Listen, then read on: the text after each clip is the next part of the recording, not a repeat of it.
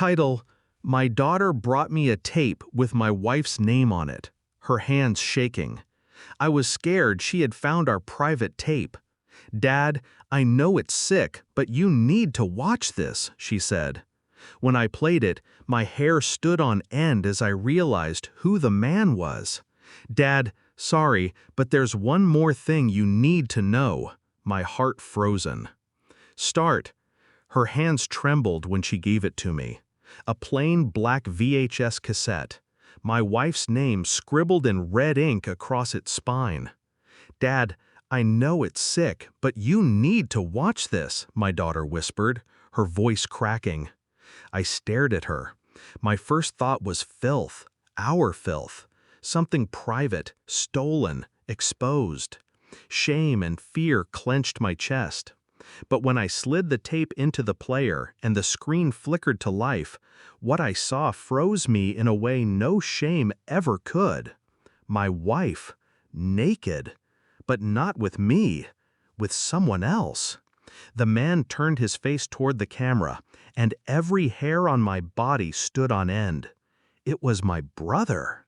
I felt the room tilt. My daughter's hand tightened on my arm.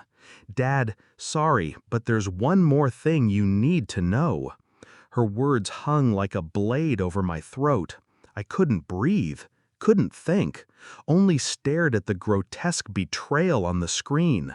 My wife, my partner of 17 years, the mother of my child, and my brother, my blood, the man I once trusted with everything. I thought back to laughter over Sunday dinners, to her hand finding mine beneath the table, the secret squeeze that meant love, to my brother grinning beside me at my wedding, the best man who swore he'd always have my back. I thought back, and I saw cracks I had ignored. The unexplained phone call she brushed off with a smile, the way he hugged her too tightly, too long, the subtle silence that would fall when I walked into the room. I had buried suspicion beneath trust, a fool's grave. Pain is sharp at first, then it dulls, then it hardens into something colder, calculation. I didn't shout, didn't rage. That would have given them power. Instead, I smiled at my daughter, stroked her hair, and told her I would take care of it. She didn't need to know the weight of the storm I was about to unleash. They had played me for years. Now it was my turn. I started with surveillance. Not dramatic, just careful. Copies of their texts, bank statements quietly rerouted, a hidden camera in the garage, another in the guest room. Every secret rendezvous recorded, every lie cataloged. I set up a separate account, diverted money, consulted a lawyer, quietly, anonymously, lined up custody papers, financial leverage, proof of betrayal so strong it would crush them before they could draw a breath. I never confronted. I never warned. I let them believe their game was still hidden. That arrogance was my weapon. Weeks passed. Every night I lay beside her, pretending to sleep, while my phone buzzed with footage of her in another man's arms, my brother's arms. Every touch she gave me became poison, every laugh a dagger. But I stayed calm, patient. Vengeance is best served with precision. The day I chose was deliberate. My daughter's 17th birthday, a gathering of family and friends, cake, laughter, cameras flashing. The perfect setting for truth. I let everyone eat, drink, smile. Then, when the room was full of warmth and expectation, I cleared my throat and asked for their attention. I have a gift, I said. My voice was steady, too steady. Something I want to share with all of you. I dimmed the lights, inserted a USB into the television, and pressed play. Gasps, shouts.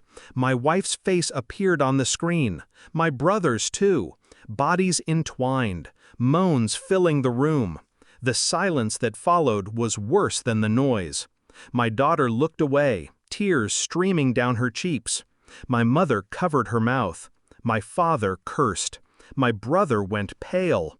My wife staggered to her feet, stammering excuses that no one could hear over the suffocating tension. I stood calm, arms folded, while the walls of their world collapsed. "This is who they are," I said, voice cutting through the chaos. "This is what they've done. To me. To all of us." My brother lunged for me. I stepped aside. He stumbled, humiliated, as relatives restrained him. My wife begged, pleaded, swore it was a mistake, that it meant nothing. I looked her dead in the eye. 17 years, I whispered, loud enough for the room to hear. And you still chose him. I turned to my lawyer, who I'd invited under the guise of a family friend. He handed me the papers. Divorce finalized. Custody secured. Financial ruin spelled out in black and white. I dropped them onto the table in front of her. "Happy birthday, darling daughter." The fallout was nuclear. My wife lost everything: her reputation, her home, her stability. My brother became a pariah, cut off from the family, his name spit like poison. And me? I walked away untouched. Not the fool they thought they had deceived, but the executioner who had waited for the perfect moment to swing the blade. Later that night, after the guests had scattered and the house sat quiet, my daughter hugged me. "Dad, thank you," she whispered.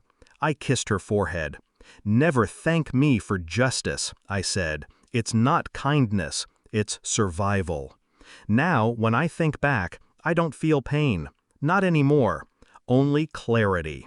They thought betrayal would break me, but betrayal doesn't break a man like me. It sharpens him. I didn't just survive. I made sure they remembered me every single day, in every ruined corner of their lives. And I'll carry that satisfaction to my grave. Because some sins demand silence, others demand spectacle, and theirs demanded both.